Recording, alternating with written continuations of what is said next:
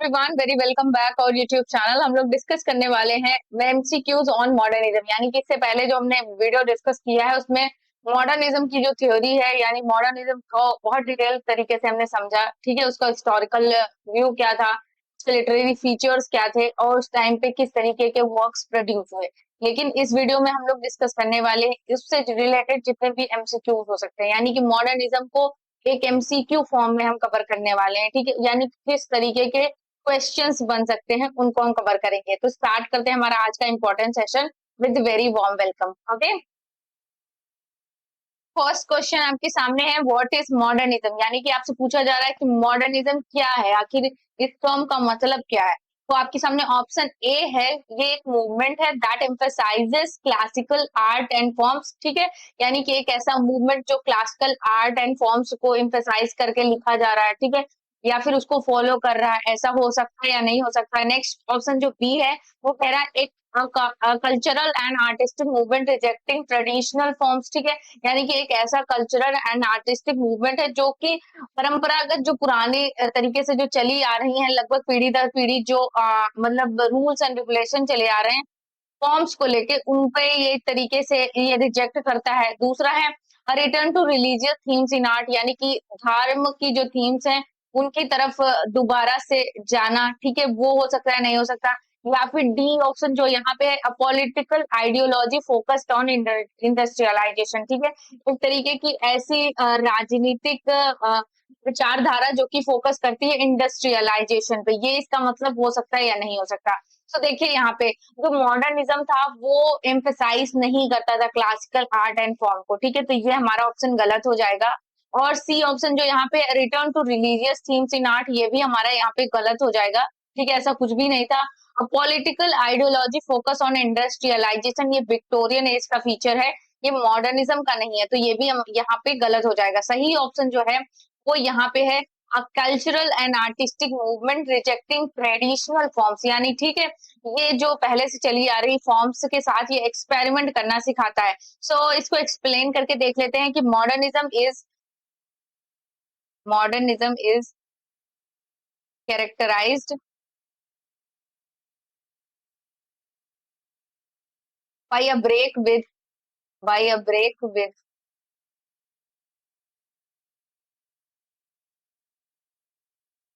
Traditional forms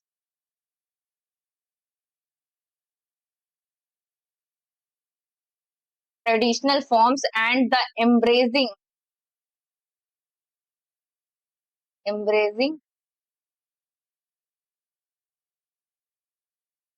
new innovative new innovative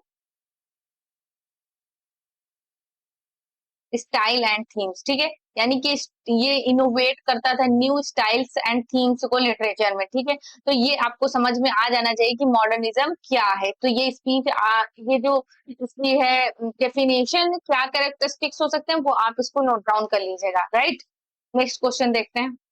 next question देखिए कि क्या कह रहा है, which of the following is characteristic of modernist literature, यानी कि मॉडर्निस्ट जो लिटरेचर था उसकी एक चीफ कैरेक्टर थी, यानी कि क्या कैरेक्टरिस्टिक्स थी उस टाइम पे मॉडर्निस्ट लिटरेचर की। तो यहाँ पे ए ऑप्शन है लीनियर नैरेटिव्स, या फिर बी है strict adherence to rhyme and metre, या फिर सी ऑप्शन जो है यहाँ पे स्ट्रीम ऑफ कॉन्शियसनेस टेक्निक, या फिर आइडियलाइजेशन ऑफ नेचर। ठीक है, तो ये जो आपको फीचर दिख रहा है आइडियलाइजेशन ऑफ नेचर, ये रोमांटिसिज्म से बिलोंग करता है। ठीक है, और जो यहाँ पे स्ट्रीम ऑफ कॉन्शियसनेस है ये हमारा बिलोंग करता है किससे, तो मॉडर्निज्म से। तो ये याद रखिएगा, क्योंकि इस टाइम पे सिगमंड फ्रायड ने ये थ्योरी प्रोड्यूस किया था। और स्ट्रीम ऑफ कॉन्शियसनेस ये चीज है कि आपकी जो इनर लाइफ में, इनर माइंड में जो चीजें चल रही उनको आप किताबों में उतार दे थी। ठीक है, यानी कि एक इंसान गुड दिखाता है लेकिन उसके अंदर क्या होता है, एक इविल होता है। ठीक है, तो उस इविल को प्रेजेंट करना बाहर, वही है स्ट्रीम ऑफ कॉन्शियसनेस। ओके, तो नेक्स्ट क्वेश्चन यहाँ पे देखिए, पूछा जा रहा है विच author is often associated with the modernist movement. ठीक है, मॉडर्निस्ट जो मूवमेंट था उससे मुख्य तौर पे जो ऑथर इनमें से एसोसिएटेड थे उनका नाम बताना है। विलियम शेक्सपियर, ये तो है ही नहीं। ठीक है, विलियम शेक्सपियर तो बिल्कुल नहीं है। मार्क ट्वेन नहीं, ठीक है। वर्जीनिया वुल्फ या फिर चार्ल्स डिकेंस। जो चार्ल्स डिकेंस है ये विक्टोरियन पीरियड से बिलोंग करते हैं, ठीक है। विक्टोरियन पीरियड में इनका हमको काफी ज्यादा इम्पैक्ट दिखाई दिया। वर्जीनिया वुल्फ यहाँ पे राइट हो जाती है, ठीक है। ये अपनी नैरेटिव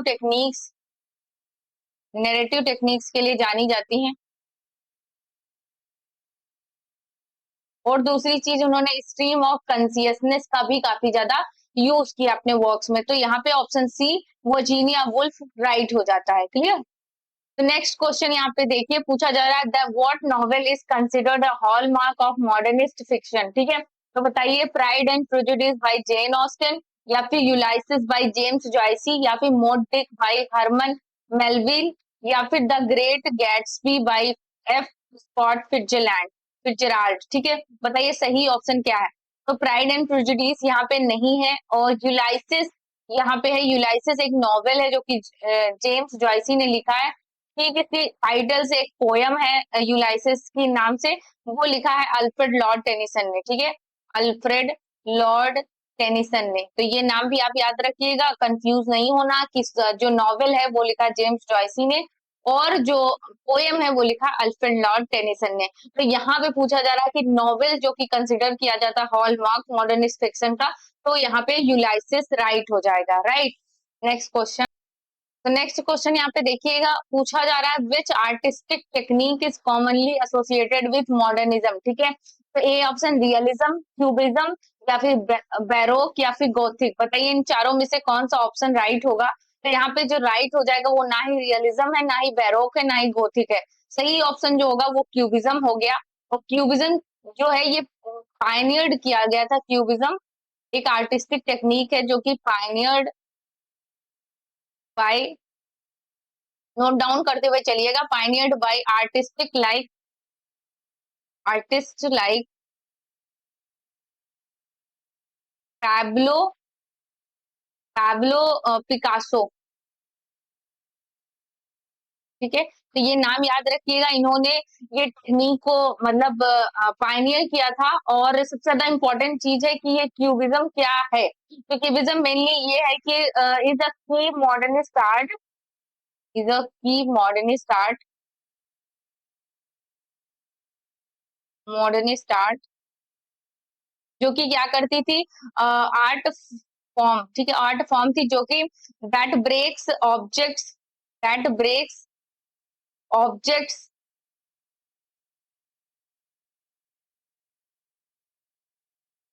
इनटू जियोमेट्रिक शेप्स, ठीक है। जियोमेट्रिक शेप्स, यानी क्यूबिज्म क्या है। तो क्यूबिज्म एक तरीके की आर्टिस्टिक टेक्निक है जो कि मॉडर्निज्म पीरियड से एसोसिएट है। इसको क्वाइन किया था पैब्लो पिकासो। और ये टेक्निक इस चीज की है कि इसमें हम आर्ट फॉर्म को ब्रेक कर देते हैं ऑब्जेक्ट्स में, ऑब्जेक्ट्स इनटू जियोमेट्रिक शेप्स, ठीक है। शेप्स में इसको ब्रेक कर दिया जाता है। राइट। तो यहाँ पे हमारा जो ऑप्शन राइट हो जाएगा वो बी ऑप्शन क्यूबिज्म हो जाएगा। Okay, clear. नेक्स्ट क्वेश्चन यहाँ पे देखिएगा, पूछा जा रहा है who is considered a leading figure in modernist poetry. Modernist poetry का लीडिंग फिगर आपको बताना है। फर्स्ट ऑप्शन है वॉल्ट विटमैन, या फिर इमाइली डिकिंसन, या फिर टीएस इलियट, या रॉबर्ट फ्रॉस्ट। तो यहाँ पे जो सही ऑप्शन हो जाएगा वो ऑप्शन सी हो जाएगा, टीएस इलियट, जो कि अपनी फेमस जो फाउंडेशनल वर्क था इस टाइम पे, फाउंडेशनल वर्क, ठीक है, फाउंडेशनल वर्क था वेस्टलैंड। ओके, वेस्टलैंड के लिए ये जाने जाते थे। ओके, तो ये वर्क आप याद रखिएगा, ये एसोसिएट करता है किसके साथ, तो टीएस इलियट का। ओके, टीएस इलियट यहाँ पे राइट आंसर हो जाते हैं। क्लियर। नेक्स्ट क्वेश्चन यहाँ पे देखिएगा, what is the central theme in modernist literature. Modernist literature की आपको सेंट्रल थीम बतानी है। The glorification of past, the certainty of knowledge, the disillusionment with society, the celebration of rural life. तो बताइए इसका सही ऑप्शन क्या हो जाएगा। तो यहाँ पे ऑप्शन सी राइट हो जाएगा, क्योंकि ये जो लिटरेचर था ये उस टाइम पे यानी कि मॉडर्निज्म के टाइम पे किस तरीके से अस्त व्यस्तता थी समाज में, उसको एक्सप्लोर किया गया था मॉडर्निज्म में। राइट। तो यहाँ पे डिसइल्यूजनमेंट विद सोसाइटी, ये यहाँ पे राइट हो जाएगा, ऑप्शन सी। ठीक है। सो नेक्स्ट क्वेश्चन यहाँ पे देखिएगा, which of this works is prime example of modernist architecture. ठीक है, आपको बताना इनमें से कौन सा प्राइम एग्जांपल है मॉडर्निस्ट आर्किटेक्चर का। ठीक है, द पार्थेनन, या फिर द एफएल टावर, या फिर द गुगेनहीम म्यूजियम, या फिर एम्पायर स्टेट बिल्डिंग। तो यहाँ पे जो सही ऑप्शन हो जाएगा वो ऑप्शन सी हो जाएगा, गुगेनहीम म्यूजियम। ठीक है, अब ये आपको बताना है ये डिजाइन किसने किया था। तो डिजाइन किया था इसको, डिजाइन बाय लियोन, ठीक है, ये जॉन ब्राइड ने इसको डिजाइन किया था, जो कि एक तरीके से इनोवेटिव टेक्निक आपको इस म्यूजियम के अंदर दिखाई पड़ेगा, द गुगेनहीम म्यूजियम। ठीक है, तो ये याद रखिएगा नाम, ये आर्किटेक्चर जो था मॉडर्निस्ट आर्किटेक्चर, इसका प्राइम एग्जांपल था। क्लियर। नेक्स्ट क्वेश्चन यहाँ पे देखिएगा, what event significantly influenced the modernist movement. ठीक है, मॉडर्निस्ट मूवमेंट को किससे ज्यादा इन्फ्लुएंस मिला। ठीक है, किसकी वजह से मॉडर्निस्ट मूवमेंट आया। तो option A the French revolution, या फिर बी द इंडस्ट्रियल रिवॉल्यूशन, या फिर सी वर्ल्ड वॉर फर्स्ट, या फिर D the American civil war. बताइए सही ऑप्शन क्या है। तो ऑप्शन सी के साथ हम जाएंगे, जो वर्ल्ड वॉर फर्स्ट था उसकी वजह से क्या हुआ, मॉडर्निस्ट मूवमेंट आया। अब आपको बताना है कि जो वर्ल्ड वॉर फर्स्ट था उसकी डेट क्या थी। ठीक है, वर्ल्ड वॉर फर्स्ट, ठीक है, उसकी डेट क्या थी। तो 28 जुलाई, याद रखिएगा, 28 जुलाई 1914 से लेके 11 नवंबर 1918 तक। ठीक है, तो ये डेट थी ये वर्ल्ड वॉर फर्स्ट की। यानी कि जब आप मॉडर्निज्म एंड पोस्ट मॉडर्निज्म को पढ़ रहे हैं तो उसमें आपको world war first and second in दोनों को बिल्कुल भी नेग्लेक्ट नहीं करना है, इसको जरूर से जरूर पढ़ना है। ठीक है, नेक्स्ट क्वेश्चन यहाँ पे देखिएगा, which modernist writer is known for the novel Mrs Dalloway. ठीक है, ये आपको बताना है इस नॉवेल के लिए कौन जाना जाता है, मिसेस डॉलोवे किसने लिखा है। ए ऑप्शन है जेम्स जॉयसी, बी ऑप्शन है वर्जीनिया वुल्फ, सी ऑप्शन है अर्नेस्ट हेमिंगवे, या फिर डी ऑप्शन है एफ स्कॉट फिट्जराल्ड। बताइए इसका सही ऑप्शन क्या है। तो ऑप्शन बी यहाँ पे राइट हो जाता है। इस ये मिसेस डॉलोवे जो है ना, ये एक्सप्लोर करती है जो कॉम्प्लेक्स थीम्स हैं उनको स्ट्रीम ऑफ कॉन्सियसनेस। ठीक है, आपको इसमें स्ट्रीम ऑफ कॉन्सियसनेस का सबसे ज्यादा यूज दिखाई देगा। ओके, तो ये याद रखिएगा, Mrs Dalloway by Virginia Woolf. Clear. Next question यहाँ पे देखिएगा, what is one of the primary focuses of modernist art. Modernist art का प्राइमरी फोकस क्या था। और रिलीजियस आइकनोग्राफी, या फिर रियलिस्टिक रिप्रेजेंटेशन, या फिर एब्स्ट्रैक्ट फॉर्म्स एंड पर्सपेक्टिव्स, या फिर डिपिक्शन ऑफ रॉयलिटी। बताइए सही ऑप्शन क्या होगा। तो ऑप्शन सी यहाँ पे राइट हो जाएगा, बिकॉज क्या करते थे यहाँ पे एब्स्ट्रैक्ट फॉर्म के साथ साथ ये लोग न्यू पर्सपेक्टिव्स पे बात करते थे। ठीक है, यानी फॉर्म के साथ आपको यहाँ पे काफी ज्यादा एक्सपेरिमेंट मिलेगा। यानी किसी टाइम पे क्या फॉर्मलिज्म जैसा मूवमेंट आया जिसमें राइटर से ज्यादा इंपॉर्टेंट क्या हो गया, उसका वर्क हो गया। ओके, तो इस तरीके से जो यहाँ पे ऑप्शन सी हो गया, यहाँ पे राइट हो जाता है। नेक्स्ट क्वेश्चन यहाँ पे देखिएगा, who wrote the Waste Land. बताया था मैंने आपको द वेस्ट लैंड किसने लिखा है, एक सेमिनल मॉडर्निस्ट वर्क है, फाउंडेशनल वर्क है मॉडर्न पीरियड का, टीएस इलियट। ठीक है, टीएस इलियट यहाँ पे राइट हो जाते हैं। नेक्स्ट क्वेश्चन यहाँ पे देखिएगा, in modernist literature what is meant by the term fragmentation. ठीक है, फ्रेगमेंटेशन एक टर्म आपको मॉडर्निस्ट लिटरेचर में मिलेगा, आपको बताना है इसका मतलब क्या है। सो ए ऑप्शन है कोहेरेंट एंड लीनियर नैरेटिव, या फिर बी ऑप्शन है disjointed and non linear narrative techniques, या फिर C use of traditional plot structure, या फिर emphasis on complete and detail description. बताइए सही ऑप्शन क्या होगा। तो यहाँ पे बी ऑप्शन राइट हो जाएगा, यानी फ्रेगमेंटेशन का मतलब ये है disjointed and non linear narrative techniques. ठीक है, इनके साथ कुछ होता है उसको फ्रेगमेंटेशन कहते हैं। ठीक है, क्लियर। नेक्स्ट क्वेश्चन यहाँ पे देखिएगा, which movement is direct precursor to modernism in literature. ठीक है, मॉडर्निज्म के पहले कौन सा मूवमेंट आया ये पूछा जा रहा है। रोमांटिसिज्म, या फिर रियलिज्म, या फिर सिंबोलिज्म, या फिर गोथिक। बताइए इसका सही ऑप्शन क्या है। तो यहाँ पे ऑप्शन सी सिंबोलिज्म यहाँ पे राइट हो जाएगा। सिंबोलिज्म के बाद ही आया है ये मॉडर्निज्म। ठीक है, तो ये याद रखिएगा, यानी कि किसका प्रीकर्सर है, तो मॉडर्निज्म का। ओके, क्वेश्चन यहाँ पे देखिएगा, what is a common feature of modernist novel. Modernist novel का आपका कॉमन फीचर बताना है, क्लियर मोरल मैसेज, या फिर बी हैप्पी एंडिंग, या फिर सी मल्टीपल पर्सपेक्टिव्स एंड अनरिलायबल नैरेटर्स, या फिर सिंपलिस्टिक लैंग्वेज। बताइए सही ऑप्शन क्या है, तो ऑप्शन सी यहाँ पे राइट हो जाएगा, यानी कि कॉमन फीचर मॉडर्निस्ट नॉवेल का है कि यहाँ पे आपको मल्टीपल पर्सपेक्टिव्स दिखाई देंगे एक ही नॉवेल के अंदर, और अनरिलायबल नैरेटर्स भी यहाँ पे दिखाई देंगे। ओके, क्वेश्चन यहाँ पे देखिएगा, which of this is not, ठीक है, नॉट पूछा गया, not typically associated with modernism. Modernism से इनमें से कौन सा नहीं एसोसिएट है। एक्सपेरिमेंटेशन विद फॉर्म, ठीक है, तो ये तो है यहाँ पे। पेसिमिज्म अबाउट द फ्यूचर, ये भी है। एक्सप्लोरेशन ऑफ अनकॉन्शियस माइंड, ये भी है। तो सी ऑप्शन है रिटर्न टू क्लासिकल थीम, ये यहाँ पे रॉन्ग हो जाएगा, ये यहाँ पे राइट नहीं है, यानी कि यहाँ पे इसका कोई भी वो नहीं है कि ये क्लासिकल के बारे में बात करना चाहते थे। ठीक है, बाकी ये तीनों ऑप्शन जो है ये एसोसिएट करते हैं हमारे मॉडर्निस्ट लिटरेचर से, बाकी ये जो रिटर्न टू क्लासिकल थीम है ये एसोसिएट नहीं करता है। क्लियर।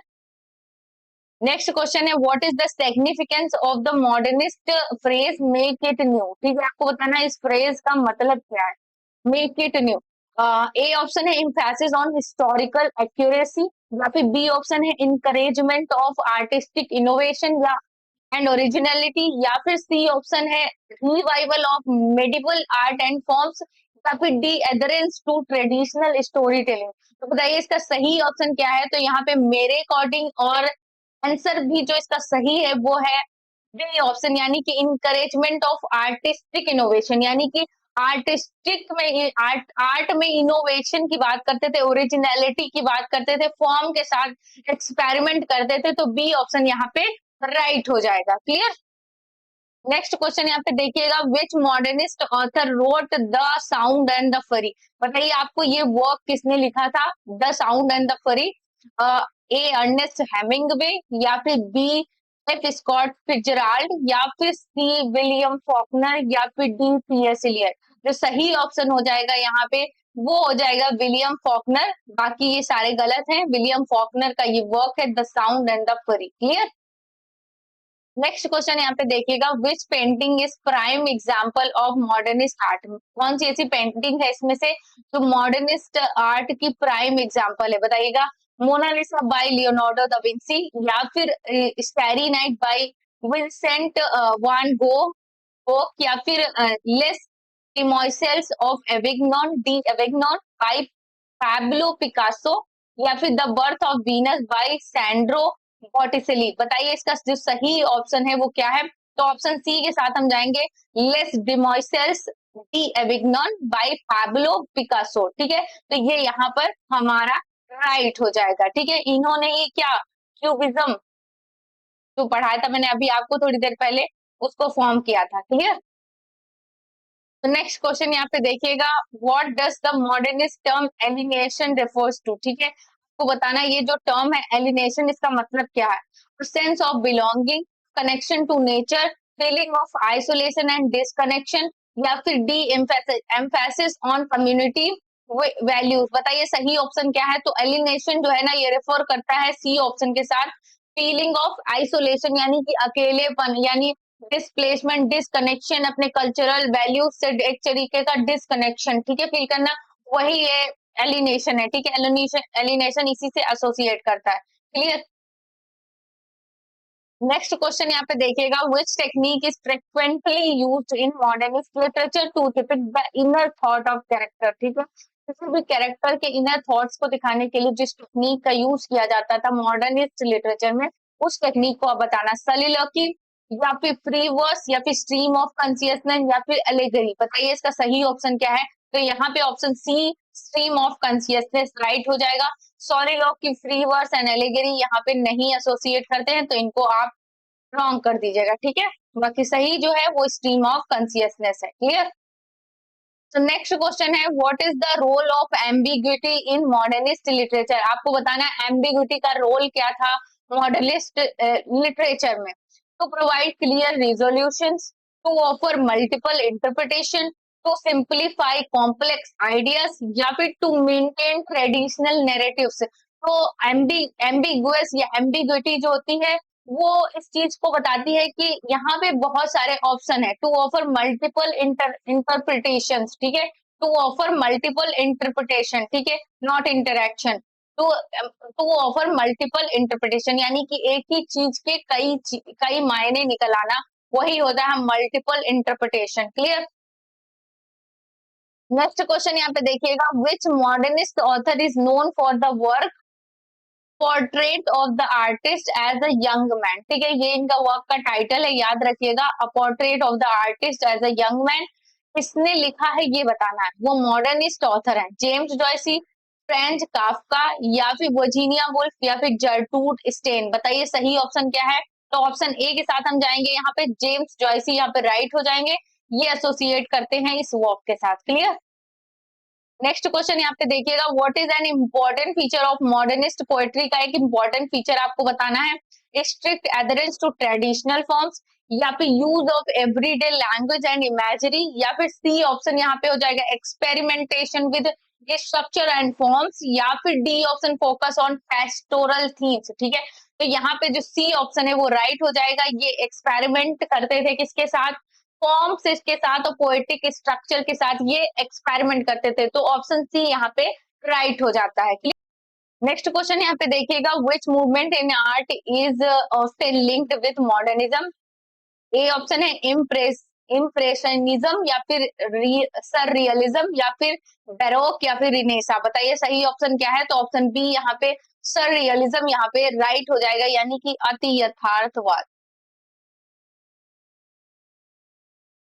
ये भी क्या इमेजरी और स्ट्रीम ऑफ कॉन्शियसनेस को सपोर्ट करता था। ठीक है, तो ये मूवमेंट भी कब आया था, ये इसी टाइम पे मॉडर्निज्म के टाइम पे ये भी आया था। ओके, तो नेक्स्ट क्वेश्चन है यहाँ पे, what was the impact of world war one on modernist writer, यानी कि मॉडर्निस्ट राइटर के ऊपर वर्ल्ड वॉर फर्स्ट का क्या इम्पैक्ट रहा। Renewed faith in progress, B option sense of disillusionment and questioning of values, या फिर increased focus on romantic themes, या फिर D option emphasis on religious themes. तो यहाँ पे बी ऑप्शन राइट हो जाएगा, sense of disillusionment and questioning of values. ठीक है, क्लियर। नेक्स्ट क्वेश्चन यहाँ पे देखिएगा, which novel by F Scott Fitzgerald, ठीक है, ये ऑथर है, इनका नाम है, कंसिडर्ड अ मॉडर्निस्ट क्लासिक। ठीक है, जो कि कंसिडर किया जाता है मॉडर्निस्ट क्लासिक में। ए ऑप्शन है द साइड ऑफ पैराडाइज, या फिर द ग्रेट गैट्सबी, या फिर tender in is the night, the beautiful and the dam. तो सही ऑप्शन है द ग्रेट गैट्सबी, ये यहाँ पे राइट हो जाएगा, जिसको लिखा है एफ स्कॉट फिट्जरलैंड, कंसिडर किया जाता है मॉडर्निस्ट क्लासिक में। ठीक है, बी ऑप्शन यहाँ पे राइट हो जाता है। क्वेश्चन आपके सामने है, what aspect of modernism did Marcel Duchamp's fountain. ठीक है, ये वर्क है इनका चैलेंज, इसमें इन्होंने चैलेंज किया था the importance of traditional craftsman, the depiction of historical events, the use of perspective in painting, role of colour in art. तो इस पे ऑप्शन ए राइट हो जाएगा, और इसमें इन्होंने जो इम्पोर्टेंस है ट्रेडिशनल क्राफ्ट्समैनशिप की उसको उन्होंने प्रेजेंट किया था। ठीक है, मेनली इसका जो डिस्क्रिप्शन है वो ये है कि जो इन्होंने ट्रेडिशनल क्राफ्ट्समैन की जो इम्पोर्टेंस है वो प्रेजेंट किया था रेडीमेड ऑब्जेक्ट एज आर्ट। ठीक है, रेडीमेड ऑब्जेक्ट एज आर्ट की तरह इसको प्रेजेंट किया था और चैलेंज किया था कि इसकी इम्पोर्टेंस क्या है। क्लियर। नेक्स्ट क्वेश्चन यहाँ पे देखिएगा, which modernist work explores the themes of existential angst. बताइए, the trial by Franz Kafka, Wuthering Height by Emily Bronte, great expectation by Charles Dickens, या फिर Jane Eyre by Charlotte Bronte. ठीक है, तो बताइए सही ऑप्शन क्या है यहाँ पे। तो ऑप्शन ए यहाँ पे राइट हो जाएगा, जिसमें इन्होंने एब्सर्डिटी ऑफ एग्जिस्टेंस, ठीक है, एब्सर्डिटी ऑफ एग्जिस्टेंस, ठीक है, ये आपको मिलेगा इस वर्क के अंदर। तो आप ये वर्क याद रखिएगा, बाय फ्रेंच काफ्का, जो कि एग्जिस्टेंशियल थीम को एक्सप्लोर करता है। ठीक है, नेक्स्ट क्वेश्चन यहाँ पे देखिएगा, what is the significance of fragmented narrative in modernist literature. तो बताइएगा ये फ्रैगमेंटेड नैरेटिव क्या है मॉडर्निस्ट लिटरेचर में। To confuse the reader, to provide a clear and linear story, या फिर to reflect the fragmented nature of modern life, या फिर D to maintain traditional story telling techniques. ठीक है, तो यहाँ पे सी ऑप्शन राइट हो जाएगा, to reflect the fragmented nature of modern life, यानी कि मॉडर्न लाइफ की अस्त व्यस्तता को दिखाना। ठीक है, उसमें जो खंडित हुआ पड़ा है सारी चीजें, ना कोई कल्चरल आइडेंटिटी है, उन सारी चीजों को रिफ्लेक्ट करना अपनी राइटिंग में, वही है फ्रैगमेंटेशन। तो ऑप्शन सी यहाँ पे राइट हो जाता है। क्लियर?